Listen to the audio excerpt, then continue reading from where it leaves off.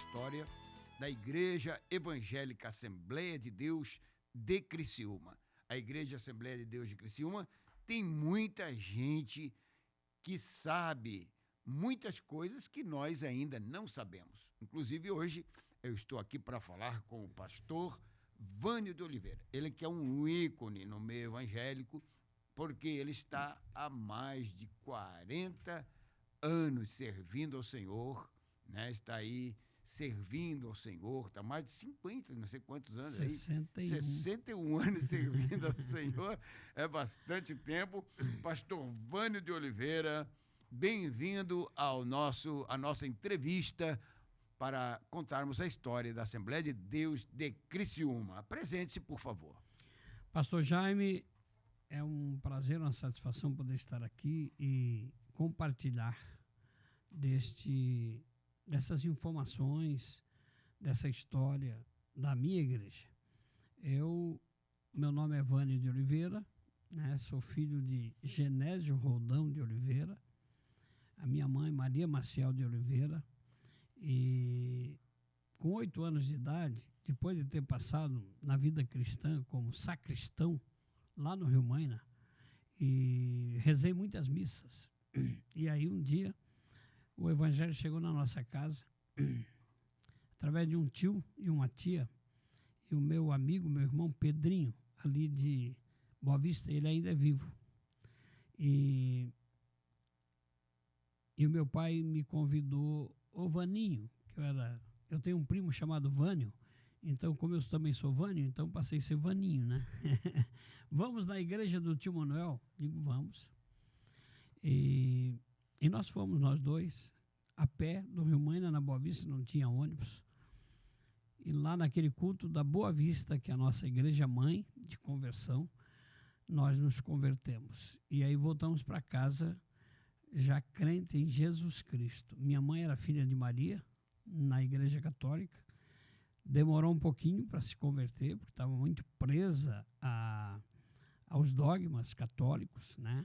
Inclusive, para que ela se convertesse, ela teve que pegar uma Bíblia católica e ir lá no padre e perguntar, vem cá, isso aqui é verdade? Isso aqui é verdade? E vem cá, e a confissão com o padre, e essas imagens, e ela era filha de Maria, e aí, conclusão, ela se converteu.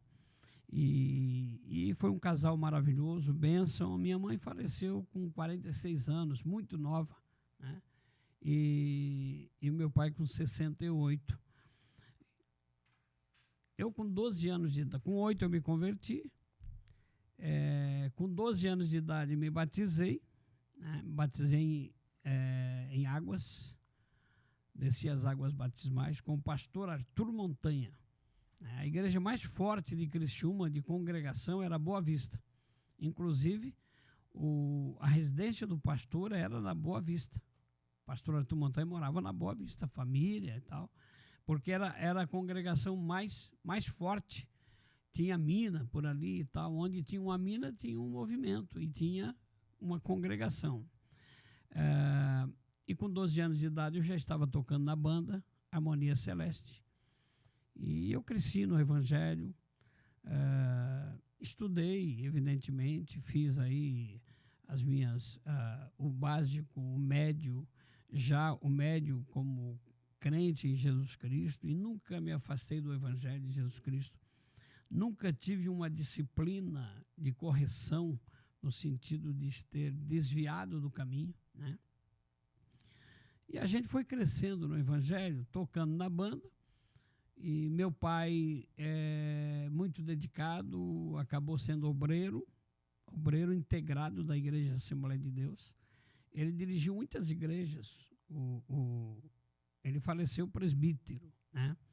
Ele dirigiu muitas cidades aqui na região, porque Criciúma era Criciúma e o entorno, a região carbonífera era quase tudo Criciúma, igreja sede.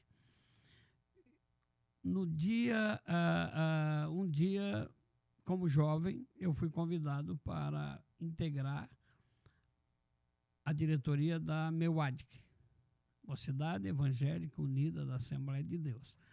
Na verdade, a mocidade da igreja sempre existiu, desde que a igreja é igreja, né? Mas como organização, como departamento, ela foi instituída em 1972.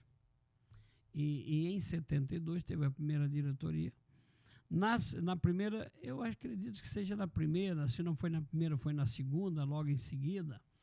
Em 1972, eu já estava na diretoria da MEUADIC, como secretário, segundo secretário, coisa assim. E na década de 70, eu fiquei líder e coordenador. Por que surgiu a figura do coordenador? Mas antes que o senhor fale aí, eu vou ter que fazer umas perguntas. Já tá contando a história. Se tu deixar, se o pastor deixar, eu já vou contando. Já né? vai contando a vai história. perguntando. Não, mas eu quero perguntar para o senhor aqui, né? Como o senhor foi batizado nas águas, o senhor falou aqui pelo pastor Arthur Montanha. Arthur Montanha. Nessa época, quais eram os obreiros que faziam parte? Quantas igrejas havia em Criciúma, congregações, junto com a sede? Olha, tinha muito pouca congregação, né? Eu lembro que, por exemplo, Próspera não era congregação, né? Próspera demorou, porque eram pontos de pregação e congregação. As primeiras eram Boa Vista, Metropol, São Marcos, onde tinha uma mina de carvão, tinha uma igreja, certo? Muito bem. No futuro aí, eu lembro que muito mais tarde veio Próspera, né? E não dá para mim Quais dizer... eram os obreiros que o senhor se lembra que estavam junto com o senhor no seu batismo, além do pastor que ele batizou? No batismo, Otávio Machado, Tavinho, irmão Tavinho, né? Era quem dirigia a Metropol conosco lá. E o pastor Cirineu, que falecido, né? Pastor Cirineu, que é pai do pastor Jusemar, Marcial. né? Evidentemente que ele veio depois como dirigente, como obreiro e tal. Como era muito, como adolescente, nós éramos muito isolados, porque cada um estava no seu cantinho, não tinha essa integração que tem hoje, porque nós éramos adolescentes. A partir do momento que a gente passou a participar da juventude, aí começou a ampliar, e a participação, inclusive, como membro, né, da igreja. E um dado interessante que eu não posso esquecer é que naquele tempo o jovem não participava de como auxiliar. Sim. Jovem não era auxiliar, tinha que ser casado e tal. Mas voltando ao seu batismo, então o senhor foi batizado pelo pastor Arthur Montanha, que é pai do pastor Ezequiel Montanha, que hoje é presidente. Ismael Montanha, Joel. Tal. E naquela época que o senhor se batizou, o evangelho, ele era pregado com facilidade ou havia alguma dificuldade? Não, naquele tempo você saía da escola e eles chamavam aleluia, o crente. Vocês oram de bumbum para cima. E a gurizada vinha em cima com pedra. Naquele tempo não tinha essa facilidade que nós temos hoje. Tinha. Naquele tempo nós tinha muito esse negócio de culto doméstico na casa das pessoas, né? E eu lembro que, menino, fazíamos culto na minha casa quando ia lá o meu tio, a tia e o irmão Pedrinho. Os vizinhos batiam, jogavam pedra na casa, batiam lata para fazer barulho, porque naquele tempo o culto era Pentecoste puro, né? O senhor falou então que o pastor Genésio Rodão de Oliveira, presbítero, né? Seu pai, Genésio Rodão de Oliveira, né? Isso. Ele foi representante, foi o que mais representou na sua vida, ele que levou o senhor para o evangelho, e também ele deixou um bom legado na Assembleia de Deus. Com certeza. Meu pai era um homem simples, de pouco estudo, né? Às vezes falava até palavras erradas, né? Mas era um homem de Deus, um homem que cria, um homem que Criciúma deve para o meu pai na área da evangelização incrivelmente. Amém. Eles tinham ali um grupo de irmãos, na época tinham o Saul com o caminhonete dele, tinha o pastor Braz, que ainda vive. Inclusive, se vocês não ouviram ele, deve ouvir o Braz. Vamos ouvir, sim. o Braz, que ele está morando em Siderópolis, né? Depois veio o Valmir, Pedro Paulo. Essa turma, quando nós éramos adolescentes, meu pai integrava esse grupo, e quem fez justamente a década de 70, não sei porque nós estávamos lá, que a gente percebeu que foi o tempo que a década mais cresceu, 70 e 80. Pastor Vânio, com quem o senhor se casou? Quantos filhos o senhor tem? Qual é a sua história familiar? Eu casei com a mulher mais bonita de Criciúma. Olhos azuis. A Zuma perdeu o pai dela, ela tinha 9 anos, né? E o pai dela morreu na mina, né? Meu sogro. Eu cheguei a conhecer muito pouco, assim, porque era bem menino, bem jovem. E uma mulher de Deus, frequentadora de escola dominical, minha mulher. E como jovem, na juventude da Meuadic, nós namoramos bastante tempo. Namoramos uns 5 anos de namoro. E casamos em 1975. E desse casamento foi gerado 2 mulheres. A Silvânia, que faleceu há uns 2 anos e meio atrás, faleceu com 46 anos de idade, e a minha filha André, que hoje é psicóloga e trabalha com a gente no Desafio Jovem. Da Silvânia veio o Wesley, com 27 anos hoje, que é o meu neto, também formado em Direito, advogado, e da Andréia tem um que vai fazer agora 17 anos, em dezembro, e o outro vai fazer 14, 15 anos em fevereiro. Muito bem, pastor Vânio, eu quero que o senhor fale do Desafio Jovem de Criciúma. Quanto tempo já existe, o que ele representa para a Assembleia de Deus, o que a Assembleia de Deus representa para o Desafio Jovem? Bom, o Desafio Jovem, ele nasceu de um trabalho de prevenção às drogas, né? Eu, Eliseu, o Custódio, a professora Aliette e o falecido Manuelzinho, nós nos envolvemos nesse processo porque recebemos um cidadão de Rio Claro, tinha sido marçal, tinha sido recuperado e veio dar testemunho em Criciúma. Eu me encantei, e aquilo foi como um ministério que plantou na minha vida. Levei ele no rádio, na TV, nos jornais, e eu fiz um movimento na cidade. Eu sempre tive muito relacionamento com a imprensa, e aquilo me cativou. E a gente começou a fazer palestras na escola, a rodar filmes de combate às drogas e tal, e começou a aparecer uma demanda. Pessoas que precisavam de recuperação, pessoas que usavam maconha e pessoas que usavam álcool. Um bom número de pessoas na época era álcool e maconha. Existe um cidadão aqui em Criciúma chamado Júlio César, mora na Vila Zulema. Vila Zulema. Ele foi um dos primeiros a ser recuperado. Ele era de Imbituba. Eu me lembro que eu ajudei a trazer ele para o Desafio Jovem em Criciúma. Presbítero hoje. Esse é presbítero, ele congregou conosco ali. E o Júlio César se recuperou. Ele era um alcoólatra inveterado, né? Que ele era demais. E ele foi transformado, e até hoje, né, ele muito fala do Desafio Jovem e muito agradecido. Não dá para esquecer, né? Nasceu de novo e nasceu no Desafio Jovem. Nasceu na maternidade chamada Desafio Jovem. Verdade. Uma nova criatura, né? E como Júlio César, tem mais de 3.000 pessoas aqui na cidade, fora dela, no estado, no Brasil e no mundo. Muita gente que passou por nós. O Desafio Jovem é pioneiro. E o que tem a Assembleia de Deus com respeito ao Desafio Jovem? É que o primeiro presidente de honra foi o pastor Oswaldo Lemos.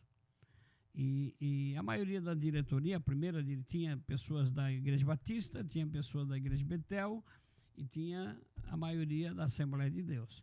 Então, nós fundamos o Desafio em 85. Antes disso, desde 78, nós trabalhávamos na área de prevenção. E aí, quando veio esse cidadão marçal, a gente começou a fazer esse trabalho, e aí não teve outra coisa a não ser instituir o Centro de Recuperação de Dependentes Químicos. Bom, o que era na época? Na época era Centro de Recuperação de Toxicômano. Esse era o nome, né? Hoje não, hoje tem uma nomenclatura assim, bem simpática, bonita, né? que é comunidade terapêutica, né? E a maioria das pessoas que se recuperam do desafio vem para a Assembleia de Deus. Porque é um vínculo bastante grande. Eu sou pastor da Assembleia de Deus. Porque antigamente, quando o senhor fundou, não era considerado uma patologia, né? Era um vício, era uma droga. Mas hoje não, hoje é considerado patologia, por isso que também virou comunidade terapêutica. Hoje é considerado pelo Ministério da Saúde como uma doença, certo?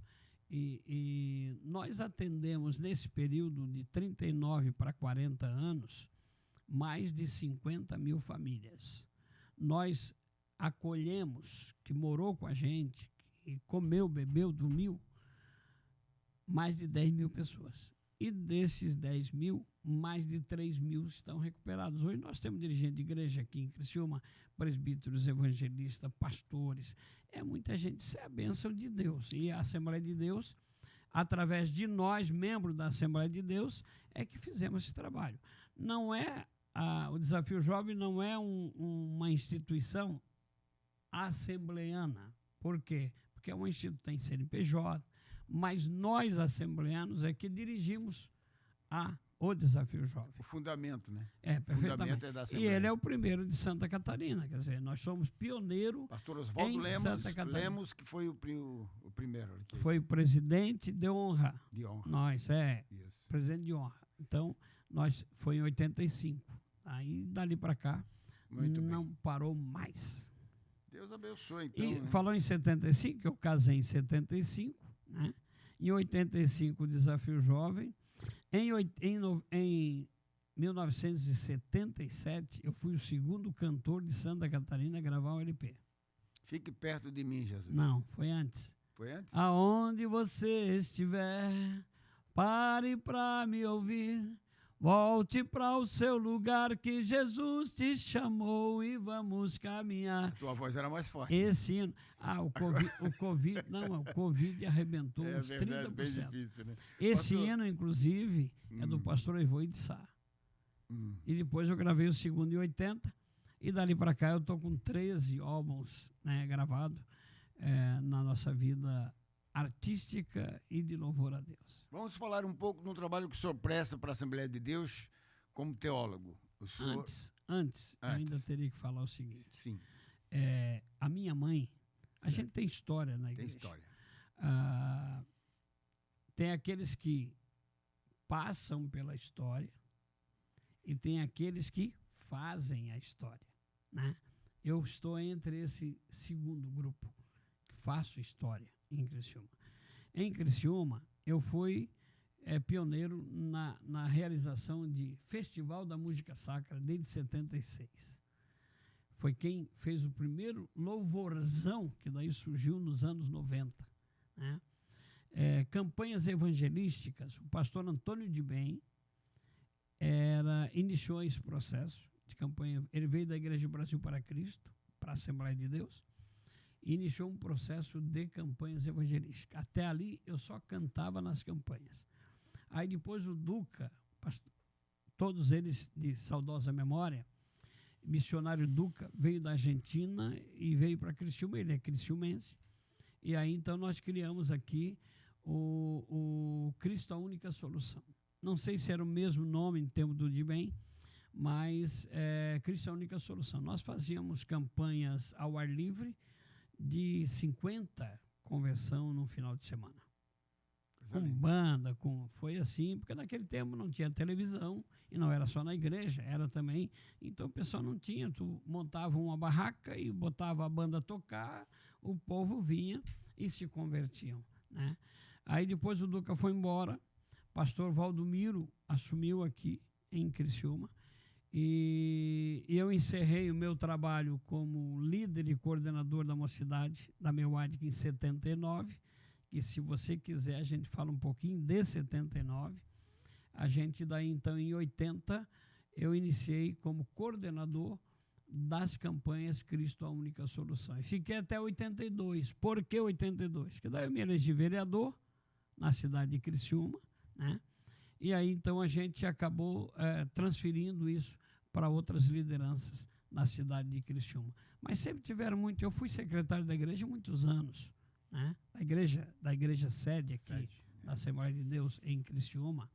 E a minha mãe, como eu estava dizendo, faz história, minha mãe é fundadora, junto com as outras irmãs, do Círculo de Oração Filhas de Jerusalém. Não, isso aí é importante, né? Falar sobre Filhas isso. de Jerusalém. Então, ela é uma das... Inclusive, a foto principal, ela está bem na frente, né?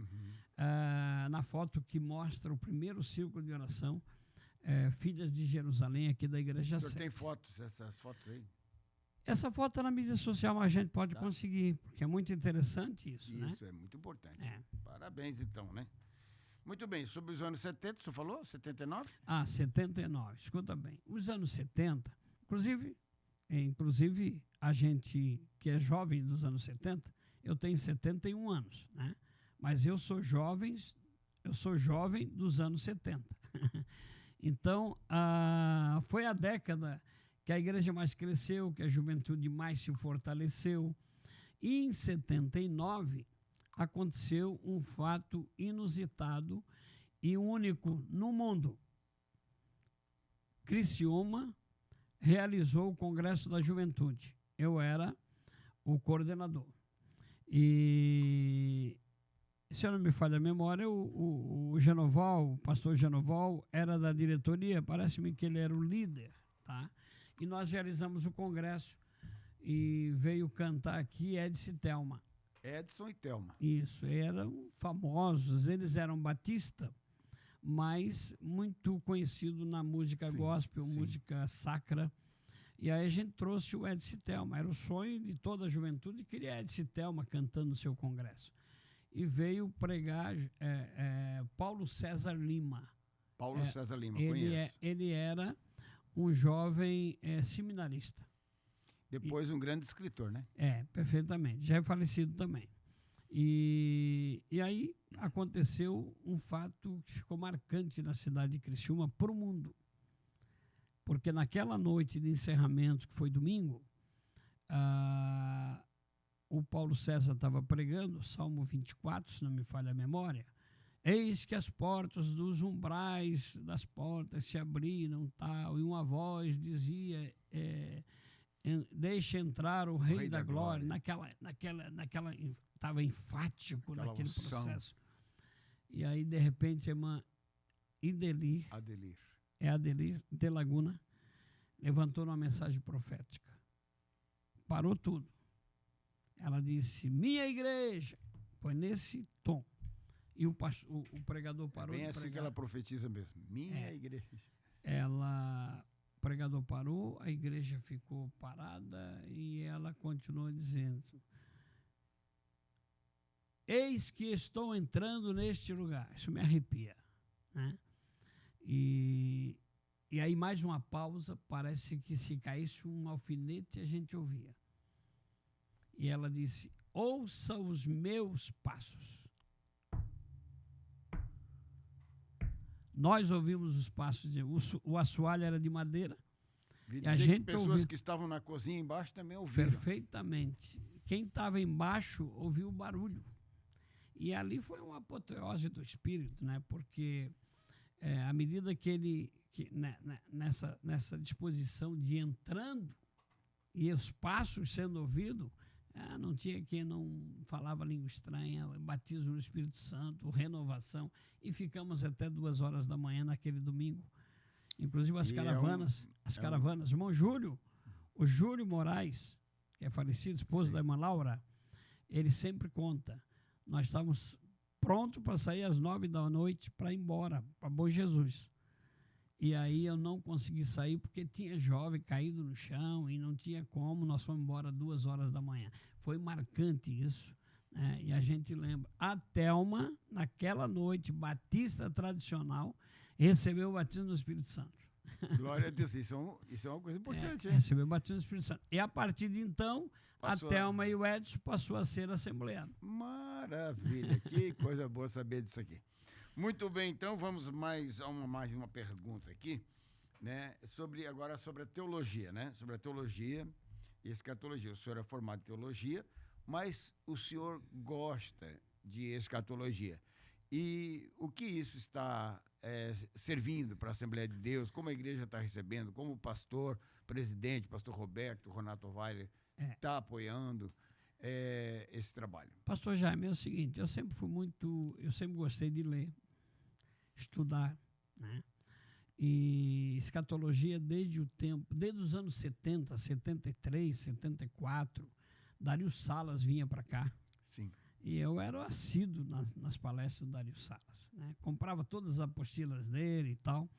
E a partir de então eu comecei a estudar a Bíblia pensando nesse processo de conhecer as Escrituras e as profecias do tempo do fim. Eu fiz curso de teologia, eu fiz pós-graduação em ciências da religião, eu fiz um mestrado livre por correspondência e o meu sonho sempre era escrever um livro. Sempre escrever um livro. Acabei escrevendo um livro sobre vivendo a plenitude do Espírito Santo e estava escrevendo alguma coisa a respeito de escatologia. Escatologia clássica, a tradicional, e a escatologia numa visão contemporânea focada no Apocalipse. Isso sempre foi o meu forte na forma de dizer do que eu gosto, certo? E saiu o livro, que eu considero um livro didático de 292 páginas, que eu dou um curso de intensivo de escatologia, que eu tenho o prazer de ter-o como meu aluno. Pastor Sebem foi meu aluno na turma anterior. É até meio triste dizer que ele foi seu aluno, mas né? Ele é muito inteligente, porque... Olha... não, eu quero ver coragem, ter coragem de dar aula para você bem. E aí tinha outros pastores, né? O Augusto Novaes, né? E outros presbíteros e tal. E as aulas são aquelas que o senhor conhece, de debate. Está sendo muito agradável, né? Mas a Assembleia de Deus... Não, escuta bem. A Assembleia de Deus, eu vou falar agora como assembleano. Eu sou assembleano nato. Eu sou assembleano daquele que no tempo que não podia fazer, não fazia. Não pode ir, não vai. Eu sou assembleano, pode até me chamar de cafona, mas eu nunca assisti um jogo de futebol num clube, num campo, nunca, né? Nunca fui, mesmo quando convidado como autoridade, eu nunca fui, sempre respeitei a nossa doutrina. E eu sou do tempo que não cortava a ponta de cabelo de mulher e nem fazia franja. Eu sou desse tempo. Hoje, as coisas já evoluíram muito mais e tal.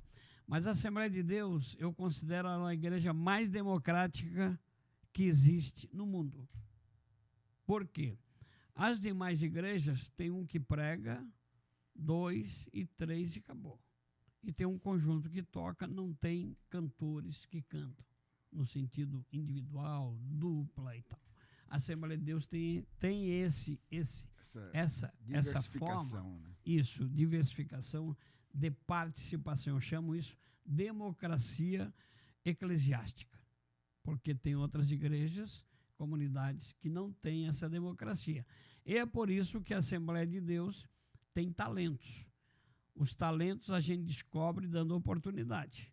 E a Assembleia de Deus dá oportunidade. E a Assembleia de Deus de Criciúma exportou muitos pregadores. A Assembleia de Deus de Criciúma exportou muitos missionários. Só não está fazendo mais porque surgiu aí uma nova forma de fazer missão. Pegar o missionário nativo e financiar ele, certo? Mas antigamente nós enviava, te vira. Não conhece o idioma? Aprende. Não conhece a cultura? Te enquadra. Quer dizer, era assim. Tinha chamado, ia e fazia. Mas eu considero a Igreja Assembleia de Deus é a maior igreja do Brasil. É a maior, com 12 milhões de crentes, enquanto que depois de nós vem outra com 4 milhões, e depois com 3, e depois com 2, e depois com 1. É assim que funciona. Então, nós somos a maior igreja do Brasil, né? Assembleia de Deus. E a de Criciúma é uma igreja até que nós poderíamos ser maior.